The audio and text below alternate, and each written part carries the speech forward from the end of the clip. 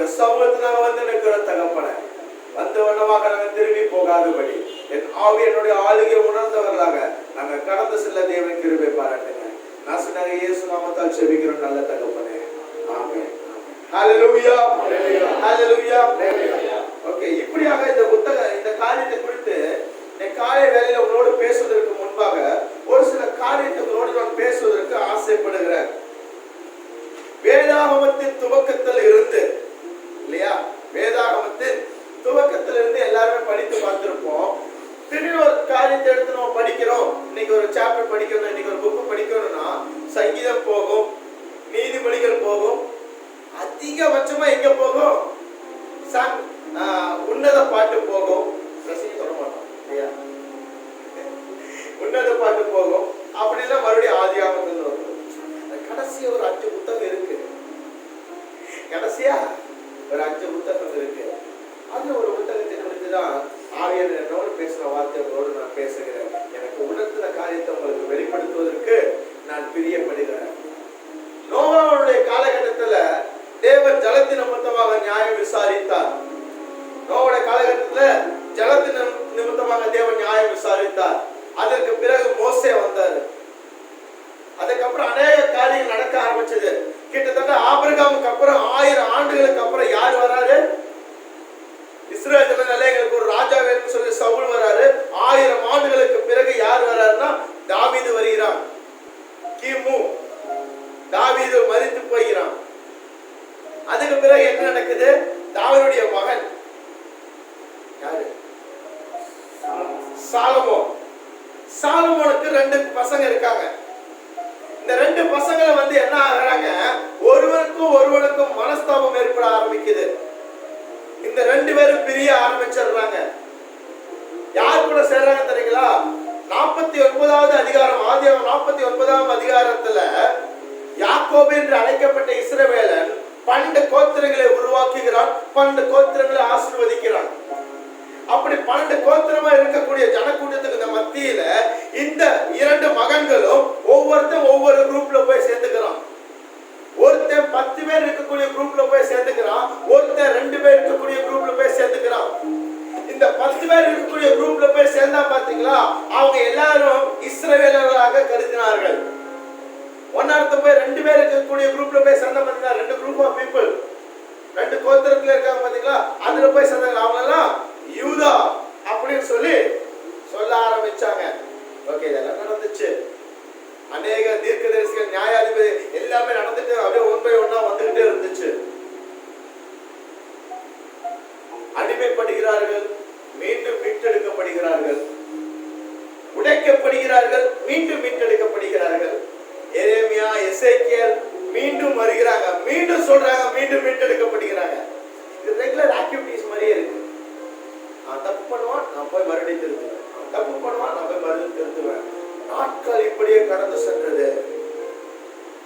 கிட்டத்தட்ட 500 ADக்கு அப்புறம், கிமுக்கு அப்புறம் என்ன நடக்க ஆரம்பிச்சுச்சுன்னா, தேவன் இந்த பூமியின் மக்களுக்கு கடைசியாக ஒரு எச்சரிக்கை சத்தத்தை கொண்டு வந்தார்.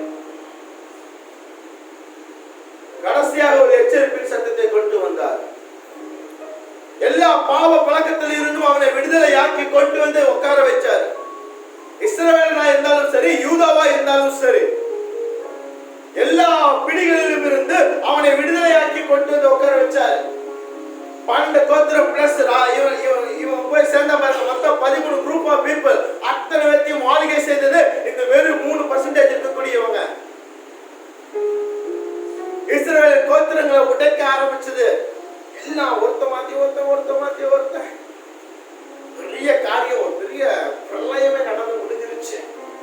எல்லாம் நடந்து முடிச்சு, எல்லாம் கூட்டிட்டு உட்கார வச்சு என் தேவன் சொல்றாரு, இப்பவாச்சு எனக்கு உண்மையாயிரு. என்ன சொல்றாரு, இப்பவாச்சு எனக்கு உண்மையாயிரு. உன் துணிகரத்தை பார்த்து நான் வியாகுலத்துல இருக்கேன். என் தீர்க்க தரிசிகள் நிமித்தமாக உன்னோடு பேசுறேன். என் நியாயாதிபதிகளோடு நான் வழக்காடினேன். என் ராஜாக்களோடு உனக்கு நான் என்ன செய்தேன், உரிமையை மீட்டு கொடுத்த அநேக காரியத்தை நான் செஞ்சுட்டேன். ஆனா நீ என்ன பண்ண, திருந்தின பாடு இல்ல. கடைசியாக ஒரு சத்தம் என்ன தெரியுமா சொல்றாரு, வா உன் வீட்டு எஜமானுக்கு இந்த இதே கொண்டு போய் கொடுத்தீங்கன்னா, இந்த ஓட்டம் உடசலமா இருக்கக்கூடிய, இந்த நாசில் இருக்கக்கூடிய, இந்த புழு பூச்சி அண்டி இருக்கக்கூடிய இந்த பதார்த்தத்தை கொண்டு போய் உன் வீட்டு எஜமானுக்கு கொடுத்தீனா அவன் ஏத்துக்குவானா? அவன் ஏத்துக்குவானா? ஆனா உனக்கு என்னை பத்தி என்ன தெரியும்? நான் என்ன செய்யற, துணிகரமாக அப்படி ஒரு பதார்த்தத்தை கொண்டு வந்து என் கையில கொடுக்கிறேன். என் தேவனுடைய கடைசி எச்சரிப்பின் சத்தம், என் தேவனுடைய கடைசி எக்காலத்தின் சத்தம் அது. யாரை பத்தி பேசுறேன்னு தெரியுதா? மல்கியா, மல்கியா கடைசி எச்சரிப்பின் சத்தம். வெறும் 4 அதிகாரம் தான். 4 அதிகாரத்துல ஆபிரகாமுடைய காலகட்டத்தில், நோவாவின் காலகட்டத்தில் இருந்து அந்த கடைசி நிமிடம் வரைக்கும் இஸ்ரவேலின் கோத்திரத்துக்காக என் தேவன் பட்ட வியாகுலத்தின் பதிலொலியாக மல்கியாவோட கடைசியா பேசுறாரு. உனக்கு தெரியுமா? மல்கியாக்கு அப்புறம் என் தேவன் மௌனமானார். மல்கியாக்கு அப்புறம் என் தேவன் மௌனமானார். கிட்டத்தட்ட 400 ஆண்டுகள், 400 ஆண்டுகள் என் தேவன் மௌனம் சாதித்தார். சொல்லுவது தெரியுங்களா? எவ்வளவோ சொல்லி பார்த்துட்டேன், கேட்க மாட்டீங்கன்னா இனிமேல் நான் சொல்றதா இல்ல, இனிமேல் நான் சொல்றதா இல்ல. அப்படிதான் மனசு எவ்வளவு வியாகுலப்பட்டிருக்கோம். எத்தனை தகப்பன்மார் தாய்மார்கள் இருக்கிறீங்க, நான் சொல்லி தீர்த்துட்டேங்க, கேட்ட மாதிரி இல்லை. இனிமே நான் சொல்றதா இல்லை. என்ன செய்யுங்க? இனிமே நான் சொல்றதா இல்லை. என் தேவனுடைய வியாபம் எப்படி 400 வருஷம் மௌனம் சாதித்தாருங்க. 430 வருஷம் இஸ்ரவேலர் வந்து எகிப்திற்கு கீழே அடிமைப்பட்டு கிடந்தாங்க. அப்ப கூட பதில் கொடுத்தார். ஆனா 400 வருஷம் இருண்ட காலம் என்று சரித்திரம் சொல்லுகிறது. ஏன்னா அந்த இடத்துல தேவனுடைய சத்தம் வெளிப்படவில்லை. தேவனுடைய சத்தம் வெளிப்படவில்லை. வேதாகமத்துக்கு அதுல ஆதாரம் இல்லை. மல்கியா ஏதோ ஒரு சாதாரண புத்தகம் அல்ல. மல்கியா ஏதோ ஒரு சாதாரண புத்தகம் அல்ல. எனக்காக என் தேவன் கொடுத்திருக்கக்கூடிய இறுதி சத்தம் அது.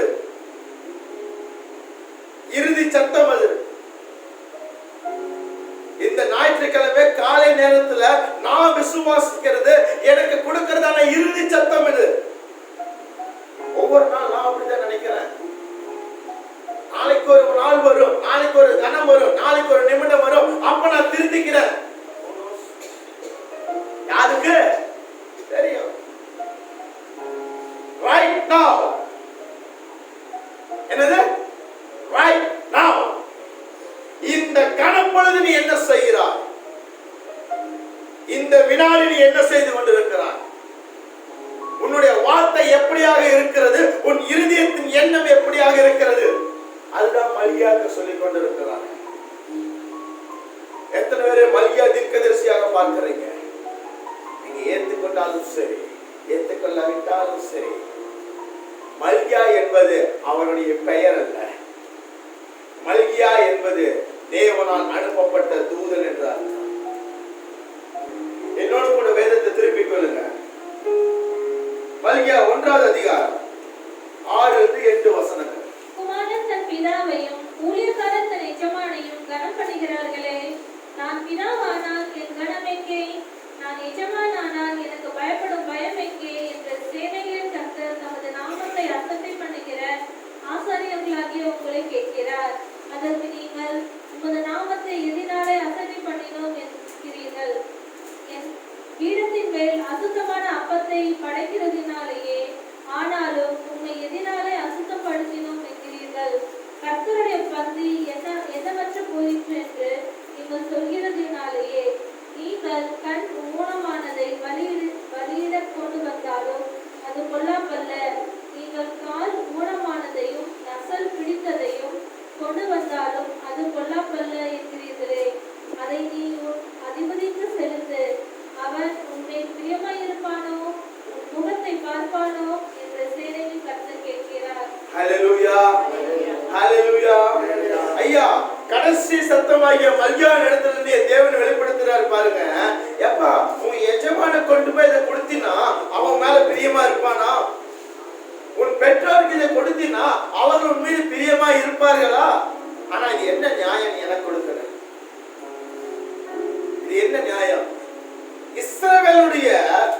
பெரிய பிரச்சனை என்ன தெரியுங்களா? தான் செய்வது தவறு என்று அவனுக்கு ஒத்துக்கொள்ள மாட்டான். அதை நியாயப்படுத்தியே பழகிட்டான். தான் செய்கிற பாவத்திற்கு, தான் செய்கிற எண்ணத்திற்கு ஒரு மறுமொழி சொல்ல அவன் உருவாக்கிட்டான் இல்லையா? அவன் கேட்கிறாரு, தம்பி நீ இதை கொண்டு போய் உன் எஜமானுக்கு கொடுத்தினா அந்த எஜமான் உனக்கு பிரியப்படுவாரா அப்படின்னு கேட்கிறான். உடனே அவன் சொல்றான், நான் என்ன அப்படி தப்பா கொடுத்துட்டேன்? நான் என்ன அப்படி தப்பா செஞ்சுட்டேன்? நான் ஏதாவது செய்யக்கூடாது நான் செய்யலையே, நான் பண்ணக்கூடாது எதுவுமே பண்ணலையே. எல்லாரும் பண்றாங்க, நானும் பண்றேன், எல்லாரும் செய்யறாங்க, நானும் செய்யறேன். தேவன் சொல்றாரு, அவன் என் சமூகத்துல வந்து இதை பலியாக கொடுக்கவில்லை, ஆனால் அவன் செய்துவிட்டு ஓடி போகிறான். அவன் துன்மார்க்க ஜீவியத்துக்கு தன்னை ஒப்பு கொடுக்கிறவனா இருக்கிறான். நீ அதையும் செஞ்சுட்டு இங்கேயே வந்து நிக்கிற, எனக்கு எவ்வளவு கஷ்டமா இருக்கு. ஹல்லேலூயா. சத்தியம் யாருக்கு சொல்லப்படுது? வேதம் சொல்லுகிறது, நீ துணிகரமாய் செய்கிறாய், அந்த துணிகரமாய் செய்கிறதை நான் உனக்கு உத்தரவு கொடுக்கிறேன். தம்பி மாத்திக்க, தங்கச்சி மாத்திக்க, சகோதரனை மாத்திக்க, என் சபை ஜனமே மாத்திக்க. நான் சொல்றேன், நான் என்ன தப்பு செஞ்சுட்டேன்? அவ்வளோ பெரிய தப்பு செஞ்சுட்டேன். நான் சொல்லவே சொல்லுது என்ன பாக்குறேன்? எப்ப ஊனமா கொண்டு வந்து வச்சிருக்கிற, நான் அப்படியே பசில் சீவடிய குடியை கொண்டு வந்து வச்சிருக்க, அழுகி போனதை கொண்டு வந்து வச்சிருக்க. நான் என்ன செய்வேன்? காணிக்கை நடுவே அவர் காணிக்கை பத்தி பேச போறான்னு நினைக்கிறோமா? என்டையர் சாப்டர் நீங்க எடுத்து படிச்சு பாருங்க. காணிக்கை பத்தி அவர் பேசவே இல்லை. காணிக்கை கொடுப்போனை பத்தி பேசிக் கொண்டிருக்கிறார். காணிக்கையா இருப்போனை பத்தி அவர் பேசிக் கொண்டிருக்கிறார். நீ கொடுக்கிறது நிமித்தமாக என் தேவனுடைய இறுதி சத்தத்தை எப்படி அசட்டை பண்ணி கொண்டிருக்கிறாய் என்பதை குறித்து அவர் பேசிக் கொண்டிருக்கிறார். வலியா சொல்லுகிறார், நீ உன்னுடைய காணிக்கையை இப்படி கொண்டு போய் உன் எஜமானுக்கு கொடுத்தால் அவன் ஏற்றுக்கொள்வானோ? உன் பெற்றோர்கள் கொடுத்தால் அவன் மீது உன் மீது பிரியமா இருப்பாரோ? அப்படி இருக்கும் பட்சத்துல நீ எனக்கு நேரிடுகிறது என்ன துணிகரம் உனக்கு? என்ன மன தைரியம் உனக்கு? மல்கியா 1வது அதிகாரம் 10வது வசனம் 11வது வசனம் எடுத்து படிங்களேன். உங்களில் எவன் கூலி இல்லாமல் கதவுகளை போடுவான்? என் பலிபீடத்தின் மேல் அக்கினியை கூலி இல்லாமல் கொளுத்தவும் மாட்டீர்கள். உங்கள் பேரில் எனக்கு பிரியமில்லை என்று சேனைகளின் கர்த்தர் சொல்கிறார். உங்கள் கையில் உள்ள காணிக்கை எனக்கு தகுந்ததல்ல. சூரியன் உதிக்கிற திசை தொடங்கி அது அஸ்தமிக்கிற திசை வரைக்கும் என் நாமம் ஜாதிகளுக்குள்ளே மகத்துவமா இருக்கும். 10வது வசனம் மறுபடியும் படிங்க. உங்களில் எவன் கூலி இல்லாமல் கதவுகளை பூட்டுவான்? உங்களில் எவன் கூலி இல்லாமல் கதவை பூட்டுவான்?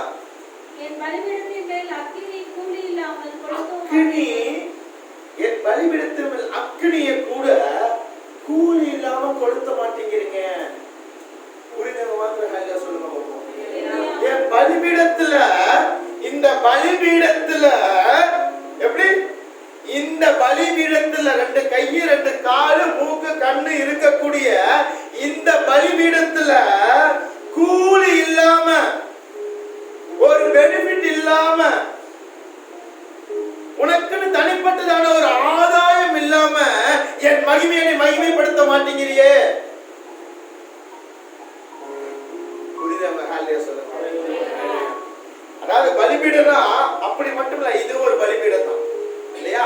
இந்த பலிபீடத்துல கூலி இல்லாம, உனக்குன்னு தனி ஆதாயம் இல்லாமல், உனக்குன்னு தனியா ஒரு வருமானமோ ஒரு கனமோ இல்லாம அது உனக்கு கிடைக்காது. என் மண்ணு அப்ப என் நெருப்ப பத்த வைக்கும், நீ பத்த வைக்க மாட்டேங்கிற. இப்படி எல்லாம் பண்ணினா மல்கியாவாகிய நான் என்ன செய்வேன்? மல்கியா சொல்றாரு, மல்கியாவாகிய நான் என்ன செய்வேன்? தேவன் உங்கள் மீது கோபமாயிருக்கிறார். கடைசியா சொல்றாரு, அவர் சமூகத்துல போய் அழுது புலம்பி உழைக்கிற வழிய பாரு. ஹல்லேலூயா. நான் இஸ்ரவேலை கேட்கல, நம்ம முன்னோர்கள் இல்லையா, நம்மளை போலவே இருப்பாரு. நம்மள அங்க உட்கார சட்டம் பேசிட்டு இருக்கிறாரு. அப்படி நான் செய்யற வேலைக்கு ஒரு 2 அப்படி உள்ள போனா நல்லா இருக்கும். என் மன பிரச்சனைக்கு அப்படி 4 விஷயம் பண்ணுனா நல்லா இருக்கும். எப்படி தப்பாகும்? மருந்து என்று எண்ணினால் அது எப்படி தப்பாகும் இல்லையா? வேதம் சொல்லுகிறது அங்கதான் நீ மாற்றின. மல்கியா சொல்றாரு அங்கதான் நீ மாற்றின. உன் துணிகள் அங்கதான் இடம் கொடுத்தது. என் அபிஷேகம் மேல வருது. அபிஷேகம் நெல்லு, அக்கினிய நெல்லு. எனக்கு இதுல என்ன ஊதியம் இருக்கு? இதுல எனக்கு என்ன தன்மை இருக்கு? நான் என்ன பயனடைய போறேன்? சத்தியத்தை சொல்லி நான் என்ன பயனடைய போறேன்? உண்மையா வாழ்ந்து நான் என்ன பயனடைய போறேன்? நீ அப்படியே நெல்லு. தேவன் சொல்றாரு நான் ஞாபகம் பண்ணிக்கிறேன், நான் ஞாபகம் பண்ணிக்கிறேன். So very simple, very very simple. அவர் கடைசி சத்தமாக இந்த ஞாயிற்றுக்கிழமை பேசிக் கொண்டிருக்கிறார். என்னோடு கூட வேதத்தை திருப்பிக் கொள்ளுங்க. மல்கியா 2வது அதிகாரம் 6வது வசனம் முதல் 9வது வசனம் வரை. சத்திய வேதம் அவன் வாயில் இருந்தது, அவனுடைய உதடுகளில் அநியாயம் காணப்படவில்லை. அவன் என்னோட சமாதானமும் யதார்த்தமுமாய் சஞ்சரித்து அநேகரை அக்கிரமத்தை திருப்பினான். ஆசாரியனுடைய உதடுகள் அறிவை காக்க வேண்டும். வேதத்தை அவன் வாயிலே தேடுவார்களே. அவன் சேனைகளுடைய கர்த்தரின் தூதன். நீங்களோ வழியை விட்டு விலகி அநேகரை வேதத்தை குறித்து இடர பண்ணுவீர்கள். லேவியன் உடன்படிக்கையை கெடுத்து போட்டீர்கள் என்று சேனையின் கர்த்தர் சொல்கிறார். Hallelujah. Hallelujah. Listen carefully. Levi அப்படிங்கிற கோத்திரத்தானோடு என் தேவன் செய்த உடன்படிக்கையின் பிரகாரமாக மல்கியாவை வரைக்கும் இஸ்ரவேல தேவன் பாதுகாத்துக் கொண்டிருக்கிறார். அவர் சொல்றாரு நீ லேவியின் கோத்திரத்தான் சொல்லி உரிமை கொண்டாட வருகிறாய். ஆனால் லேவியின் கோத்திரத்தோடு நான் உடன்படிக்கை செய்து கொள்ளும் பொழுது லேவியின் கோத்திரத்தான் எப்படி இருந்தான் தெரியுமா? அவன் வாயிலே என் வார்த்தை பிரியாது இருந்தது. ஹல்லேலூயா. லேவியின் கோத்திரத்தோடு என் உடன்படிக்கை நான் பின்னி பிசையும் பொழுது, உடன்படிக்கை ஏற்படுத்தி கொண்ட பொழுது, லேவியின் கோத்திரத்திலே ஆசாரியா நின்று கொண்டிருந்த ஒவ்வொருவரும் மீதும், லேவியின் கோத்திரத்தார் ஒவ்வொருவரும் மீதும் என் வார்த்தை அவனுக்குள் ஜலமாய் பொங்கி வந்தது. அவனுக்குள் அது கரை புரண்டு வந்தது. அவன் வார்த்தைகள் நிமித்தமாக அவன் என்னுடையவன் என்று அடையாளம் காட்டப்பட்டான். அவனுக்குள் இருக்கும் சத்தியத்தின் கிரியை நிமித்தமாக அவன் என்னுடையவன் என்று அவன் அடையாளம் காட்டப்பட்டான். ஹல்லேலூயா. இதை யாருக்கு சொல்றாருன்னா ஆவிக்கு சொல்லல, தேவனுடைய கோத்திரத்துக்கு சொல்றார். மல்கியாவின் புத்தகம் சொல்லுகிறது. இது அவன் மறந்துட்டான், வேதத்தை சுத்தமா மறந்துட்டான். ஒரு ஆசாரியனாய் இருந்து, ஒரு வழிகாட்டியாய் இருந்து தான் செய்ய வேண்டிய எல்லா காரியத்தையும் மறந்துட்டான். ஆனா ஓடி போய் கர்த்தருக்கு முன்பாக நான் பலி செலுத்துகிறேன். அவர் தான் சொல்றாரு என்ன உனக்கு தைரியம், என்ன உனக்கு துணிகரம், உன் எஜமான்ட்ட போய் நீ செய்வியா? இப்படி இல்லையா? உன் எஜமான்ட்ட போய் இப்படி செய்வியா? பண்ற பின்னி இருப்பான். என்னோடு கூட வேதத்தை திருப்பிக் கொள்ளுங்கள். மல்கியா 2வது அதிகாரம் 13-15 வரைக்கும். நீங்கள் 2ஆம் தரமும் இதை செய்து கர்த்தருடைய பீடத்தை கண்ணீரினாலும் அழுகையினாலும் பெருமூச்சினாலும் நிரப்புகிறீர்கள். ஆகையால் அவர் இனி காணிக்கையை மதியார், அதை உங்கள் கைகளில் பிரியமாய் ஏற்றுக்கொள்ள மாட்டார். ஏன் என்று கேட்கிறீர்கள்? கர்த்தர் உனக்கும் உன் இளவயதின் மனைவிக்கும் சாட்சியாய் இருக்கிறார். உன் தோழியும் உன் உடன்படிக்கையின் மனைவியுமாகிய அவளுக்கு நீ துரோகம் பண்ணினாயே. அவர் ஒருவனை அல்லவா படைத்தார்? ஆவி அவரிடத்தில் பரிபூர்ணமாய் இருந்ததே. பின்ன ஏன் ஒருவனை படைத்தார்? தேவ பக்தியுள்ள சந்ததியை பெறும்படினானே. ஆகையால் ஒருவனும் தன் இளவயதின் மனைவியை துரோகம் பண்ணாதபடிக்கு உங்கள் ஆவியை குறித்து எச்சரிக்கையாய் இருங்கள். ஹல்லேலூயா. 2வது பாயிண்ட், இஸ்ரவேலுக்குள்ள தேவன் சொல்லுகிறது ஒரு தனி மனிதனுடைய ஒழுக்கம். ஹல்லேலூயா. ஓகே, லிசன் கேர்ஃபுல்லி, என்ன கவனிங்க. வேதம் சொல்லுகிறது மல்கியா 2வது அதிகாரம் 13வது வசனம் 15வது வசனம் வரைக்கும் எடுத்து படிச்சு பாருங்க. தேவன் சொல்றாரு நீ உன் இளம் வயதின் மனைவிக்கு யோக்கியமா இருக்கிறியா? நீ உன் இளம் வயதின் கணவனுக்கு யோக்கியமா இருக்கிறியா? அப்படின்னு கணவன் மனைவியை குறித்து பேசுறாரா? கணவன் மனைவியை குறித்தும் பேசுகிறார், தனி மனிதனுடைய ஒழுக்கத்தை குறித்து பேசுகிறார். இஸ்ரவேலனே, உன் தனி மனிதனுடைய ஒழுக்கம் உனக்குள்ள எங்கே போனது? தேவனுக்கு முன்பாக பலி செலுத்திக் கொண்டிருக்கக்கூடிய நீ ஒழுக்கத்துக்கு நேர்கோடிட வேண்டியவனாய் இருக்கிறாய். ஒழுக்கத்திற்கு யாருக்கு சொன்னாரு? லேவி கோத்திரத்தானுக்கு சொன்னார். அப்படிதான் என்ன, உன்னுடைய அந்தரங்கத்தில் நீ யோக்கியமாய் இருக்கின்றாயா?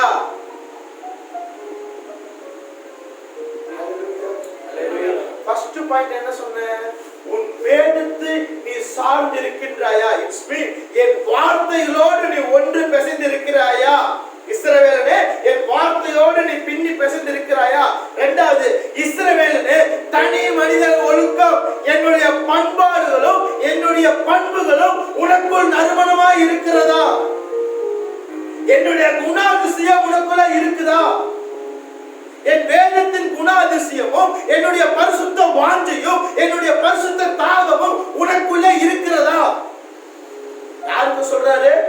மல்கியா இஸ்ரவேல் கோத்திரத்துக்கு சொல்லிக் கொண்டிருக்கிறார். யாருக்கு இஸ்ரவேல் கோத்திரம்? யார் இங்க மல்கியா? தேவன் சொல்றாரு காலை நேரத்துல, அச்சா புச்சா தனி மனித ஒழுக்கம், உனக்குள்ள சுய ஒழுக்கம், உனக்குள்ள சுய பரிசுத்தம், சுய வாஞ்சை, இதுதான் அடித்தளங்கிறாரு. நீ மேல செலுத்துற பலி எனக்கு முக்கியம் இல்ல, நீ கீழே நாசி வந்து கொண்டிருக்கக்கூடிய அனிமலை கொண்டு சாக்ரிஃபைஸ் பண்ணிட்டு இருக்கிற. You are thinking I am blind? எனக்கு கண்ணு தெரியல நினைக்கிறியா? என் கண்ணு சரீரத்தை பார்க்காது, உன் இருதயத்தை பார்க்கும். என்னுடைய சரீரம், என்னுடைய கண்ணு குஸ்தி கொளுத்துமா இருக்கக்கூடிய கண்ணுக்குட்டியை பார்க்கல, அதுக்குள்ளான சாக்கியத்தை பார்க்கிறேன், உன் இருதயத்தின் எண்ணத்தை பார்க்கிறேன். நீ என்ன பண்ற? உள்ளே நான் நாசி வடியுது, சீவடியுது, அள்ளிக்கு போச்சு. ஆனா பயபக்தியா கொண்டு சாக்ரிஃபைஸ் பண்ற. நான் சொல்றேன் தம்பி அப்படி பண்ணாது, நான் சொல்றேன் தங்கச்சி அப்படி பண்ணாது, நான் சொல்றேன் அண்ணன் தயவு செய்து அப்படி பண்ணாதீங்கன்னு சொல்றேன். உடனே கேக்குற, நான் என்ன பண்ணணும் பாஸ்டர்? நான் என்ன பண்ணணும் பிரதர்? என்னால வேற என்ன பிரதர் பண்ண முடியும்? மல்கியா உன்னுடைய கடைசி சத்தம், உங்க வாழ்க்கையில இன்னைக்கு கடைசி சத்தம் வச்சுக்கங்க. என் வாழ்க்கையில இது கடைசி சத்தம். மல்கியாவுக்கு சொல்லி முடிக்கிறார், மறுபடியும் திருந்தல. ஓடா 400 வருஷங்க, 400 வருஷம் என் தேவன் பௌர்ணமாய் இருந்தார். வாழ்க்கையில, என் வாழ்க்கையில இன்னைக்கு மல்கியாவின் சத்தம் எத்தனை விசுவாசிக்கிறீங்க? ஹல்லேலூயா. கடைசி ஒரு காரியத்தை கூட பாருங்க. மல்கியா 3வது அதிகாரம் 4-5. அப்பொழுது பூர்வ நாட்களிலும் முந்தின வருஷங்களிலும் இருந்தது போல யூதாவின் காணிக்கையும் எருசலேமின் காணிக்கையும் கர்த்தருக்கு பிரியமாய் இருக்கும். நான் நியாயத்தீர்ப்பு செய்யும்படி உங்களிடத்தில் வந்து சூனியக்காரருக்கும் விபசாரருக்கும் பொய்யான எரிகிறவர்களுக்கும் எனக்கு பயப்படாமல் விதவைகளும் திக்கற்ற பிள்ளைகளும் ஆகிய கூலிக்காரரின் கூலியை அபகரித்துக் கொள்ளுகிறவர்களுக்கும் பரதேசிக்கும் அநியாயம் செய்கிறவர்களுக்கும் விரோதமாய் தீவிரமான சாட்சியாய் இருப்பேன் என்று சேனைகளின் கர்த்தர் சொல்கிறார். ஹல்லேலூயா. 10 கட்டளைகள் கொடுக்கப்பட்டுச்சு. இந்த 10 கட்டளை கொடுக்கிறப்ப அதுல ஒரு கட்டளை தாங்க இது. அதுல ஒரு கட்டளை தான் இது. பொய் சாட்சி சொல்லாத, பிறருடைய பொருட்கள் மீது ஆசைப்படாத. இல்லையா? 10 அன்னைக்கு ஒரு காரியம் நடந்துச்சு. 10 கட்டளைகள்ல இது ஒரு கட்டளையாக கொடுக்கப்பட்டிருக்கிற காரணம் என்ன தெரியுமா? இவனுக்கு பற்றாக்குறை.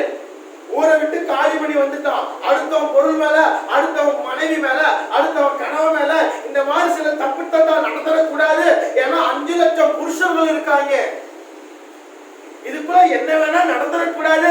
தனி மனிதனுடைய ஒழுக்கம் வேணும்னு சொல்லிட்டு கட்டளைகள் பிறப்பிக்கப்படுகிறது, கட்டளைகள் கொண்டு வரப்படுகிறது.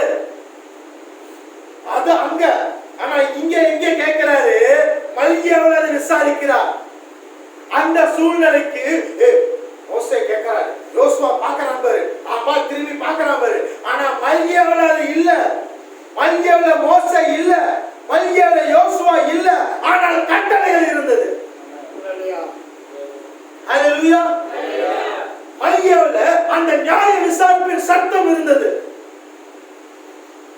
மல்கியாவிலே தேவனுடைய கூக்குரல் எக்காலம் அங்க தொனித்துக் கொண்டே இருந்தது. மோசே மரித்து போனான். அவருடைய காரியங்கள் அன்றோடு மறந்து போனது. ஆனால் கட்டளைகள் மல்கியா வரைக்கும் நியாயம் விசாரிக்கிறது. ஹல்லேலூயா.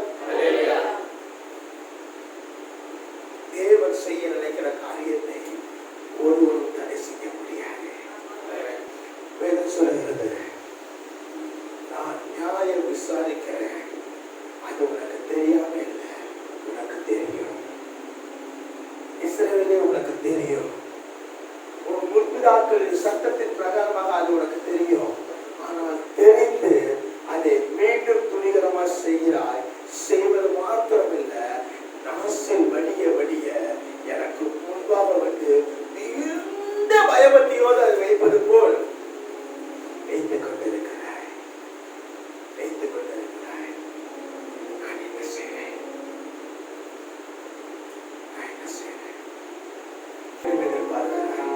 கைகளை தட்டி அந்த லேவியின் கோத்திரத்தை என் தேவன் மீண்டும் எதிர்பார்க்கிறார். வாக்குரைக்கும் பொழுது ஒரு லேவியின் கோத்திரத்தை நான் பார்த்தேன். இன்னைக்கு எனக்கு அந்த லேவியின் கோத்திரம் வேண்டும். எத்தனை விசுவாசிக்கிறீங்க? ஏன் தெரியுமா? இந்த மாதத்துடைய வாக்குத்தத்தம் என்ன தெரியுங்களா? மல்கியா 1வது அதிகாரம் 2வது வசனம். கர்த்தர் எடுத்து படிக்க பார்ப்போம்.